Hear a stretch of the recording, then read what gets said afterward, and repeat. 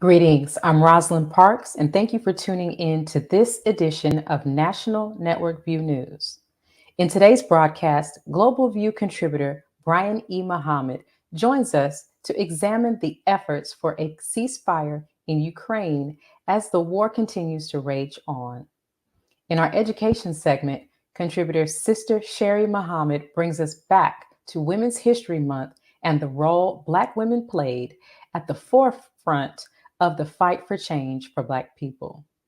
Before we delve into today's news, let's take a look at this week's Final Call cover report. Be a part. Greetings from National Network View. Ramadan Mubarak. This week's Final Call news cover story headline reads, "They will seek peace, but there shall be none." As the impact of the Ukrainian war spreads more fuel on the fire of war, anguish and terrorism continues to halt the road to peace. The Russian invasion has caused much destruction with no peace on the horizon. As America, the European Union, NATO, and the G7 talk peace, they continue to mitigate war. FCN staff writer Brian E. Muhammad's cover page article outlines the ripple effects of this war. The Honorable Minister Louis Farrakhan delivered a timely message to the Muslim world on the first day of the holy month of Ramadan.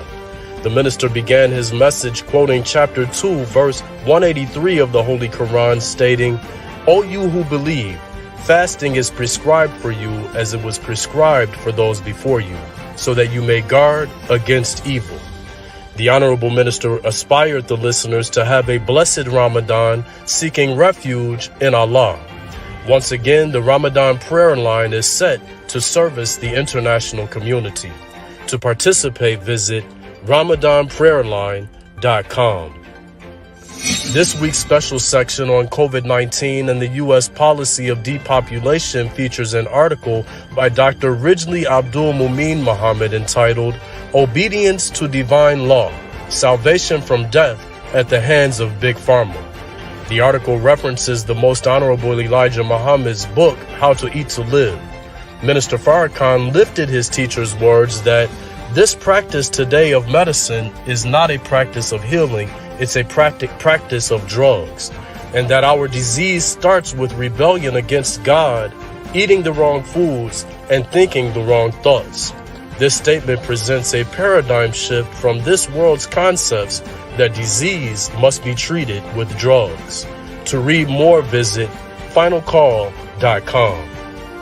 Also, for information, facts, and history to why we should not take their vaccine, along with guidance on how to protect yourself, family, and community, visit noi.org/vaccines.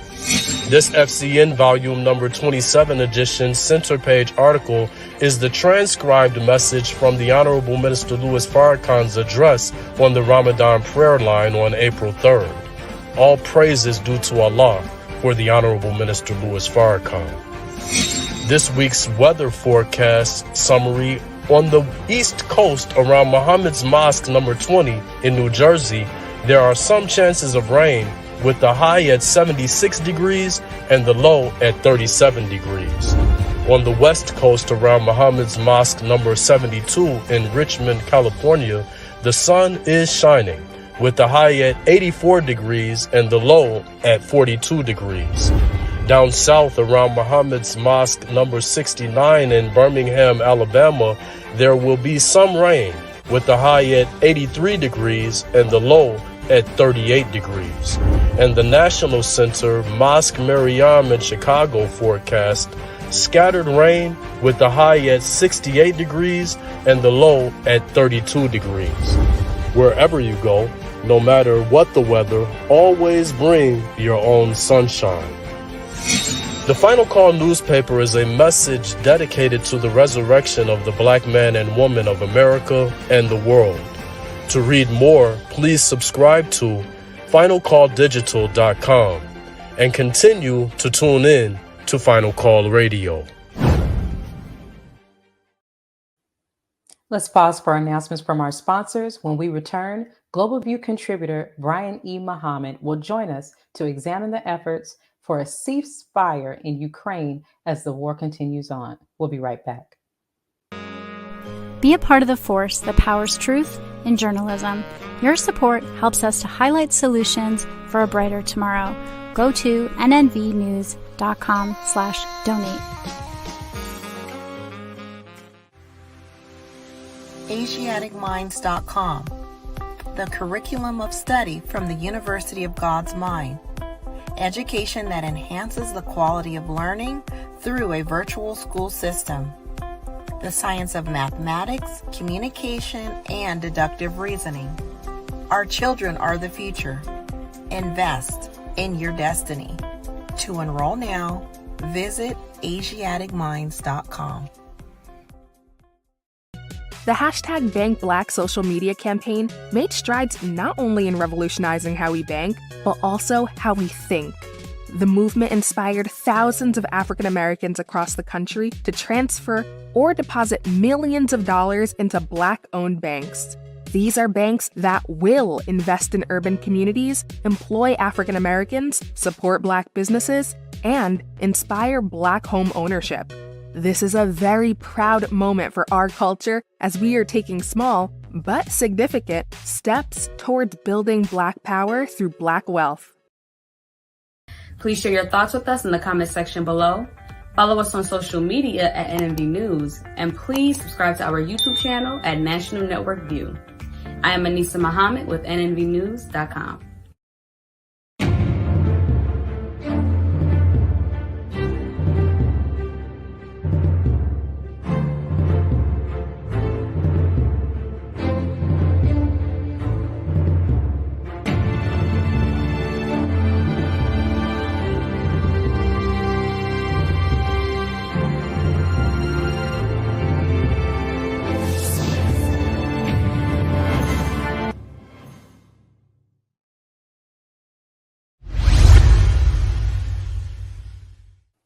They will seek peace, but there shall be none, is a headline article in this week's Final Call News. The Final Call article reminds us of the Honorable Minister Louis Farrakhan's warning that America would be dragged into this war. And now we see negotiators attempt to broker a peace agreement, but the Russia-Ukraine war continues on with thousands killed and millions of people displaced. The final call has been issued. For 40 years, the paper is out, and now judgment is coming down in full.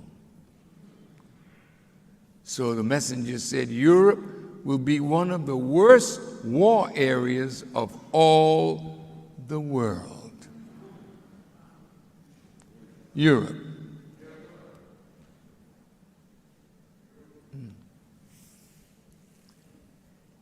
Watch Berlin, and when you start going away, the messenger said, you go away by the tens of thousands to fight. He said, but you'll come back by the fives and tens. You can't win another war. Russia, this will be your undoing too. You see, all white power has to end.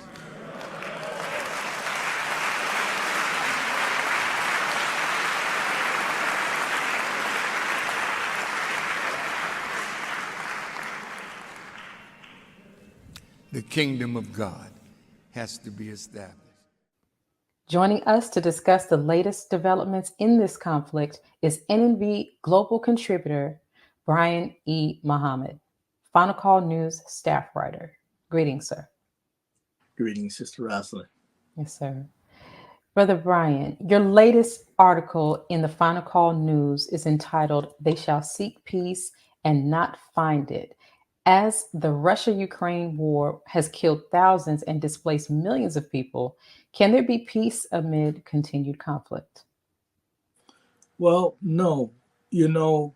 And the reason that is because you can't not have peace until you solve the root problem. You know, the Honorable Elijah Muhammad said that we do not hope for peace as long as we add to the war that which serves fuel to a fire.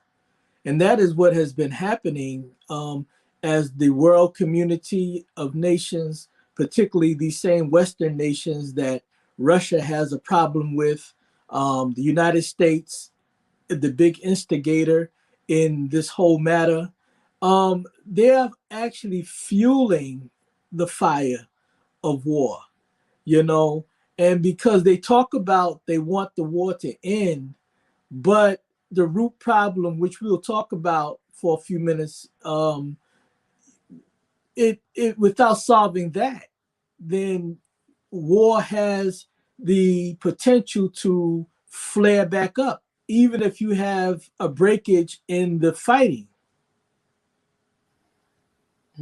In the event of a ceasefire agreement, is reached, between Ukraine and Russia, how optimistic should we be that it will end the conflict? We should be very pessimistic about that, in truth. And it's unfortunate, you know, these peace talks, for example, you know, there's different issues on the table. There's issues of territory that Russia controls that's part of Ukraine, that Russia really don't want to have no real conversation about.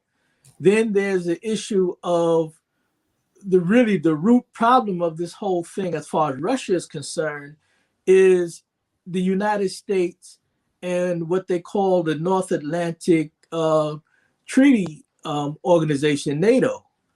And, you know, expanding their military weight closer to Russian borders. And the only thing that's stopping that is Ukraine, which is not a part of NATO, and Belarus, which is just north of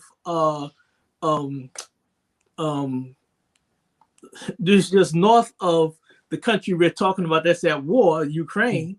Yeah. Those two countries are not part of NATO. But the United States and NATO have been pushing these other states, these other countries that border Ukraine with military presence. And Russia is saying enough is enough, because Ukraine has been lobbying for a long time to become part of NATO. And if they do, that means that NATO and the United States will have troops right on Russia's border. And this is what Putin has been trying to prevent. And so without solving that kind of problem, and with these negotiations that's been going on, one of the ideas that came out is this, what they call neutrality, you know, this position of being neutral. And that is a international legal term that means that Ukraine would not have any foreign troops in its land, nor will it entertain being a part of an alliance like that. So in other words, they will give up trying to become part of NATO. But here's the problem. The Ukraine fighting Russia, they are being armed by these Western nations of NATO, and they're being armed primarily by the United States. All are foes of Russia. So, okay, I'm not going to physically step in that land and be at your borders, Russia, but I'm still going to be able to provide the weaponry of the one that you're at war with. So if you have that kind of peace agreement, where's the real peace at? Mm-hmm. They will never have peace until they solve these root problems. Right. Now, earlier this week, we learned of mass graves in Bucha. Has Russian atrocities, such as the killing of Ukrainian civilians, changed the trajectory of the war to involve other nations? Well, yeah. In fact, it's disputed because, of course, you know, Russia is saying that the mass graves and the bodies that has been shown throughout the international media, that this was all fabrication, that this was all fake. Whether it's fake or not, I don't know. But it has the potential to, yes, be a trigger to draw all these nations into a bad situation of war with Russia, because it became a trigger point of calling for more sanctions on Russia. It became a trigger point, for really the Ukrainians saying, look, we need more military aid. So all of this is a real bad trigger point that brings us closer and closer to this friction, primarily between the United States and Russia. Mm-hmm. And then that will spring on what we know as World War III, the War of Armageddon, which is the war to end all wars. See? So yes, it is a very bad situation if those killings are true. I'm not saying they are. I'm not saying there isn't. I'm not taking a position on that.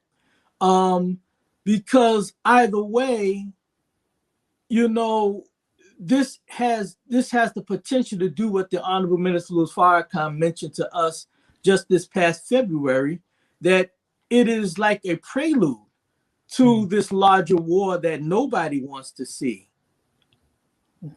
Now, you did mention that it has, in fact, opened the door to involve other nations. President Joe Biden has more or less assured the United States, the citizens of the United States, that we are not going to war. Would you say that this mass grave, the finding of it, has opened the door specifically for America to enter the war? Well, I mean, it opens the door for deepened hostility. Mm-hmm. So anytime that there's a deepened hostility against a formidable enemy, see, the problem with this is we're not dealing with small nations in Russia and the United States. And then you're dealing with the nuclear factor. See, when you got two nuclear powers now, things like this escalate into, a very bad situation that nobody wants to see. Now, President Biden, you can't trust him as far as you can throw a rock. You just can't trust him. Remember, these are the same people. Now, maybe not the same administration, but this is the same America that, that went to many wars based on lies. There's underlying issues that the American people really don't see about U.S. foreign policy. A lot of it has to do with economic interests, and a lot of that economic interest is not about the American people, but it's about these multinational global business entities that that is competing on the world scene. Mm-hmm. And so now what you're dealing with Russia is they have the power to push back on the United States, the United States is the strongest economic and military power on earth, you see? But Russia has the power to say, well, I'm not going for what you're doing. Same thing with China. See, because as all of this unfolds, you're going to start to see more and more conversation about friction against China, which is also in a power. It's the number 2 economic power, and it's an up and coming military power. You see? But the difference between, and I'm no fan of Russia, trust me, I'm no fan of any of them. I'm a fan of Allah and the kingdom of God that Allah wants to bring in, that universal government of peace. That's what I'm a fan. That's what I put I don't bet, but that's what I'm putting my bets behind. Right. I'm not, but for the sake of conversation, Russia and the United States and China, it's like two different ideas of how military is used. Even though Russia went into Ukraine and it invaded Ukraine, but it's still disputable whether it was justified or not, which again, I'm not making that argument. But the United States have a definite track record of overthrowing governments, assassinating leaders, you know? So the asinine statement that President Biden made about Putin and, this guy has to leave power. He got to get out of there. Well, the history of U.S. presidents making those kind of statements, remember, Mr. Obama said that about Muammar Gaddafi. And we see what happened to Muammar Gaddafi. They said that about Saddam Hussein. Mr. Bush said that about Saddam Hussein. What was his fate? Mm-hmm. Over 600 assassination attempts on Fidel Castro, who outlived all of them who tried to kill him. And well, with the exception, he did. He outlived all of them. Okay, Bush is still alive. But my point is, he died a natural death, but they had over 600 failed assassinations on this man. So this is how America rolls. And the American people are not aware fully of how America, their beloved America, rolls on the world stage. Brother Brian, very quickly before we pause for announcements, at the U.S.-Mexico border, Ukrainians are moving to the front of the refugee lines and being offered asylum in America. Is the U.S. engaging in preferential treatment? Absolutely. Absolutely. We have white privilege in America. When it comes to the Ukrainians on the world stage, that is white immigrant preferential treatment. White privilege, white immigrant privilege. Because look at what Haitians go through. Look at what our Mexican brothers and sisters go through and others from that part of the world. Just trying to leave their lands over problems that America is at the root of, by the way. And look how they're treated versus, just the way they wave white people at the airports throughout Europe. And they hold Africans at bay to make sure their papers are what they're supposed to be, but they wave Europeans through just on the color of their skin. This is what we're looking at the border. It's a double standard. Yes, sir. Brother Brian, thank you for joining us today and for your insight on our global affairs. We look forward to speaking with you next week. Thank you. Yes, sir. Mr. Rosalind.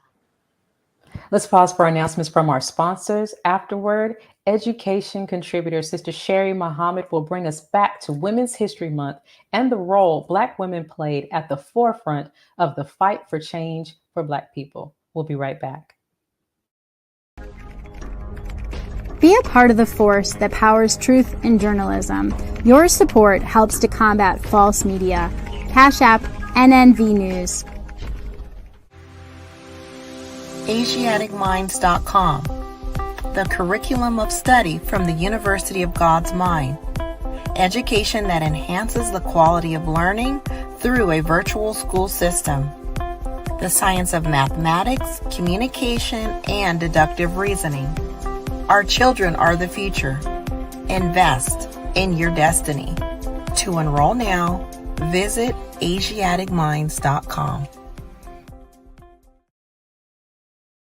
Worldwide, 24 hours a day, 7 days a week. Download the Final Call Radio app and take us everywhere. On your phone, on your computer, on your tablet, on Instagram, Facebook, and Twitter. You can also log on to finalcall.com and click the Listen Live button or finalcallradio.com. Final Call Radio, the official voice of the Honorable Minister Louis Farrakhan and the Nation of Islam. Thank you for tuning in to NNV News. Please share your thoughts with us in the comments section below. Follow us on social media at NNV News and please subscribe to our YouTube channel, National Network View. This is Clifton Muhammad with NNVnews.com. Muhammad's economic blueprint, the collective power of our dollars to build a future for ourselves, with 5 cents a day, 35 cents a week, $1.40 a month, and $18.20 a year multiplied by 16 million wage earners would give us $291 million in 1 year. Everyone can give 35 cents a week as an investment in our future. Donate now and see what our pennies, nickels, and dimes can accomplish. Visit economicblueprint.org.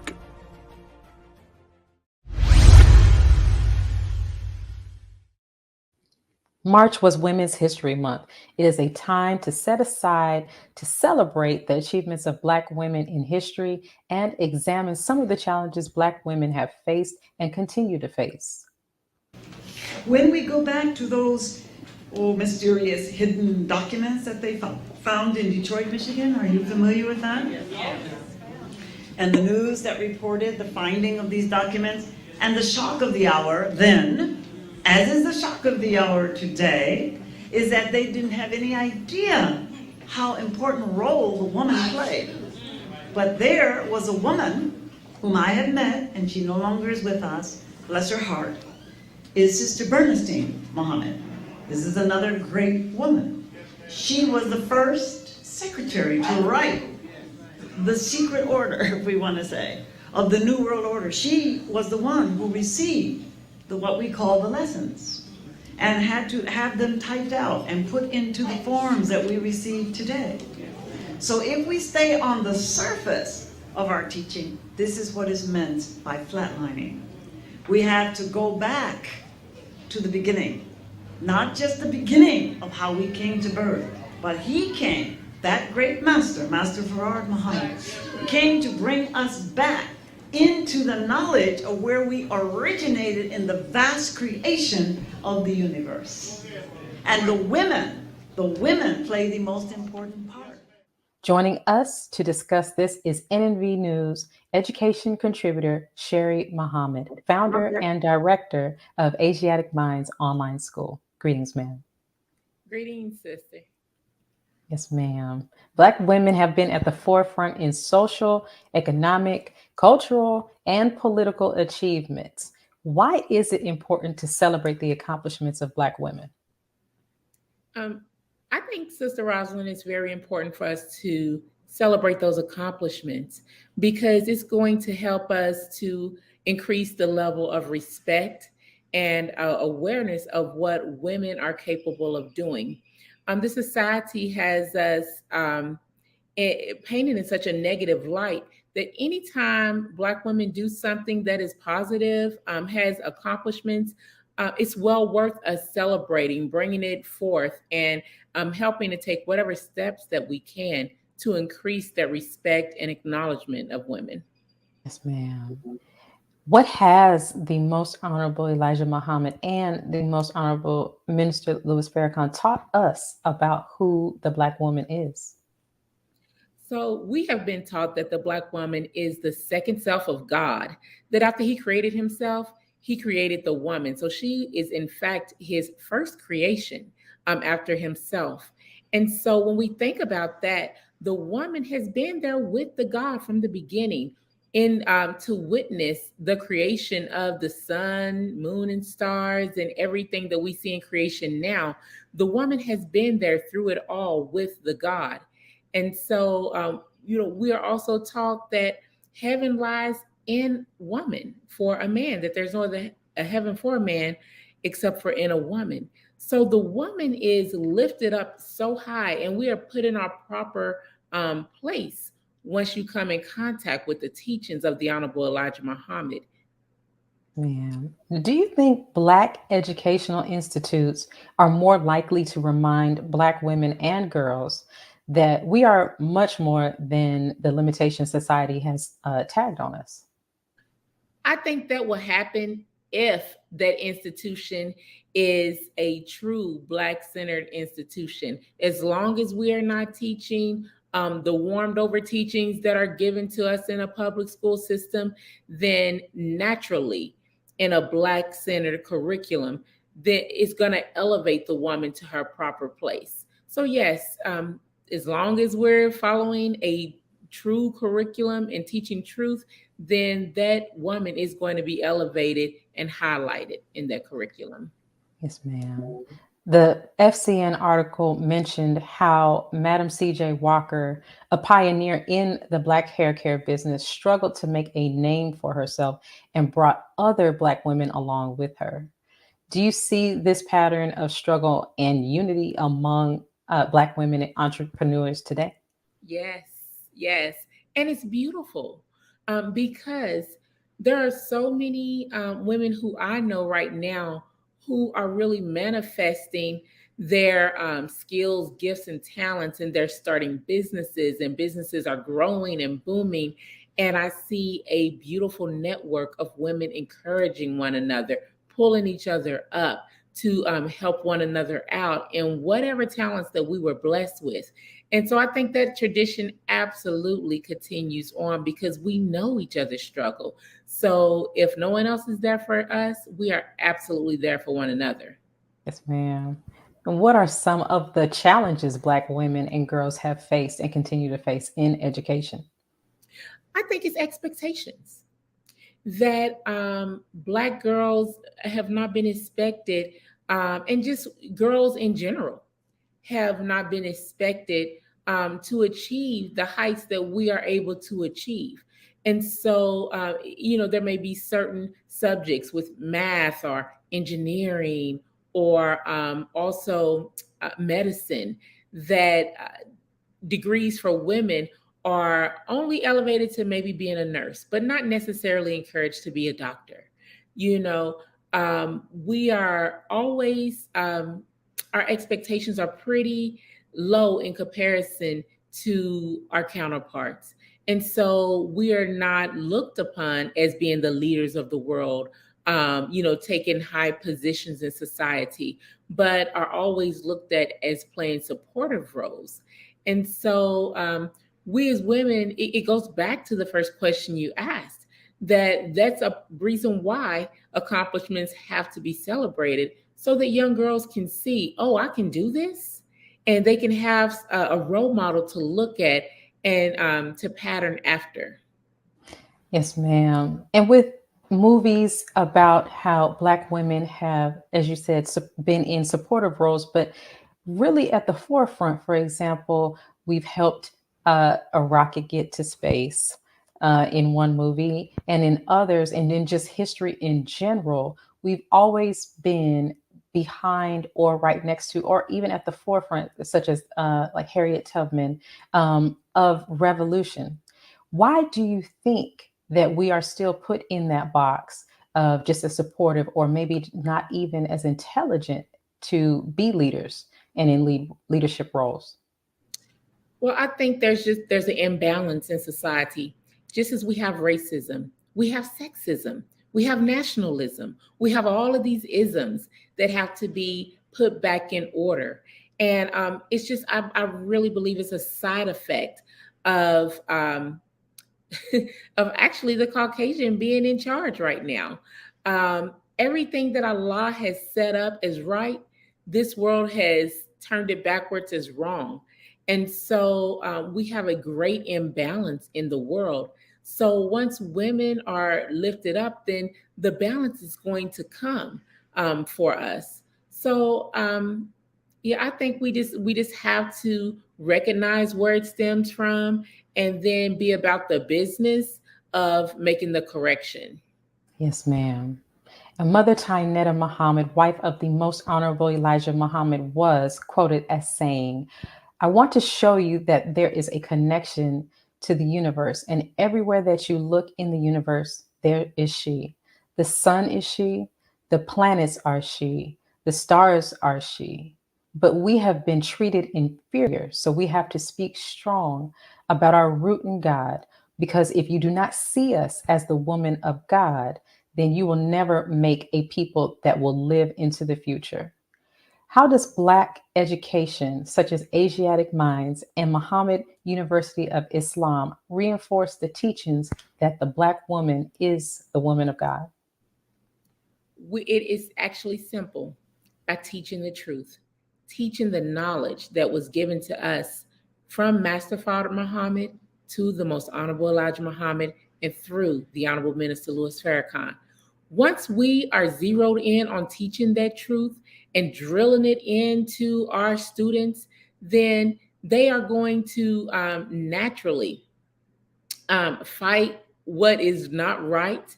They're naturally going to respect, protect the Black woman. And we as women are naturally, once we have that knowledge, we are naturally going to shed the inferiority that we may feel, the low self-esteem that we may have. Once we truly connect with our Creator through the truth of the teachings, then that is going to lift us, and that is going to set the family straight, set our nation straight, and set the world back in balance. Yes, ma'am. Sister Sherrie, thank you as always for joining us tonight. We look forward to hearing from you again next week.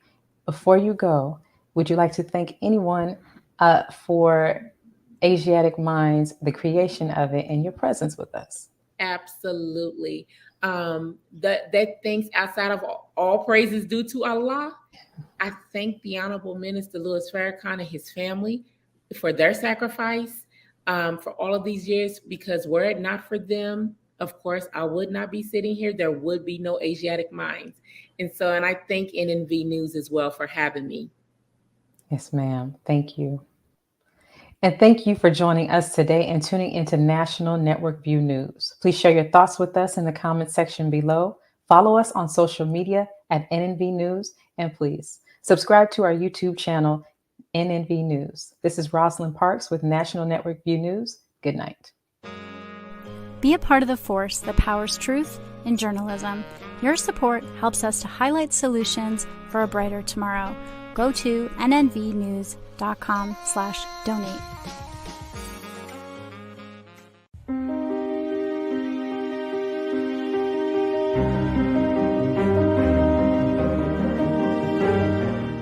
Now you can get the same uncompromising truth you've come to expect from the Final Call newspaper on all your connected devices. Subscribe to the Final Call Digital Edition today. Go to subscribe.finalcalldigital.com.